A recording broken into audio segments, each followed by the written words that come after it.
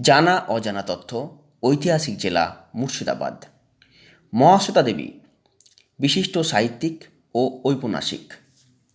মহাশ্বেতা দেবী অধ্যাপনা ছাড়াও সাংবাদিকতা হিসাবেও কাজ করেছেন। তার পিতা ছিলেন বিখ্যাত লেখক মনীশ ঘটক। তিনি যুবন্যাস ছন্দ নামে লেখালেখি করতেন। মনীশ ঘটকের কর্মস্থল ছিল বহরমপুর শহর। সেই কারণে শৈশব ও কৈশোর কেটেছে বহরমপুর শহরে।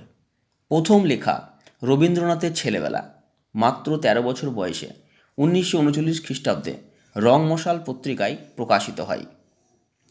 প্রথম বই ঝাঁসির রানী ১৯৫৬ খ্রিস্টাব্দে প্রকাশিত হয়। প্রথম উপন্যাস নটি ১৯৫৭ খ্রিস্টাব্দে সাপ্তাহিক দেশ পত্রিকায় প্রকাশিত হয়। এছাড়াও তার লেখালেখির মধ্যে আঁধার মানিক, হাজার চুরাশির মা, অক্লান্ত কৌরব ইত্যাদি উল্লেখযোগ্য।